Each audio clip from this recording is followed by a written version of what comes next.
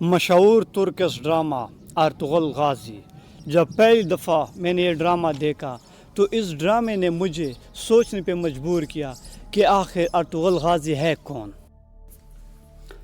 Tughril bag Seljuqi نے 446 میں شیعہ کی حکومت ختم کی۔ سلجوق اس کے بڑے کا نام تھا اور سلجوقی مسلمان ہوئے محمود غزنوی کے دور میں۔ ایک دفعہ محمود غزنوی نے سلجوق سے پوچھا، اگر مجھے تمہاری مدد کی ضرورت ہوئی تو کتنے آدمی بھیج سکو گے؟ سلجوقی نے محمود غزنوی کو ایک تیر دی اور کہا، کسی کو یہ تیر دے کر میرے علاقے میں بھیج دو تو چند گھنٹوں میں 1,00,000 تلواریں تیرا پہرا دینے کے لیے تیار ہوگی۔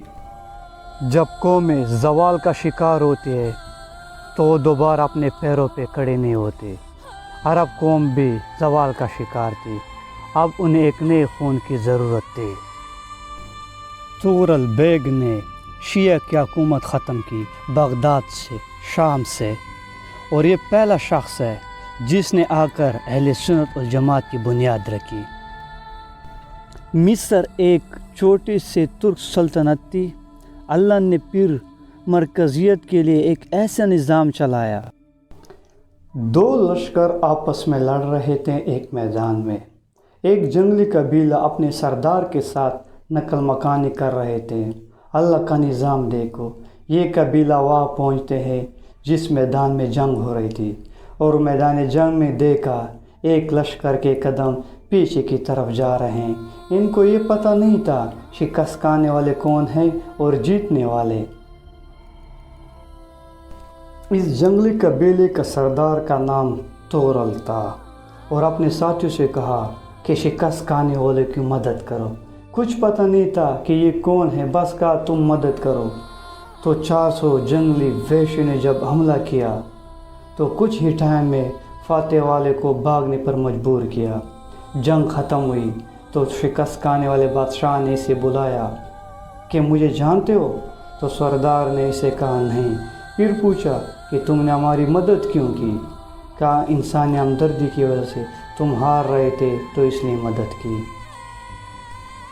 تو اس نے اپنا تعارف کروایا کہ میں ہوں سلیمان سلجوقی، ترکی کا بادشاہ، اور پھر کہا تم میرے ساتھ رہنا پسند کرو گے؟ تم نے میری مدد کی۔ تو سردار نے کہا ہاں۔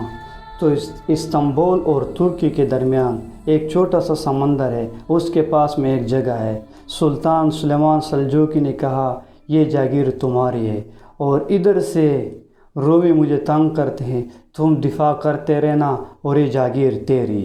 تو اس جگہ جب رہنے لگا تو وہ شیخ کی بیعت کرنے چلا گیا۔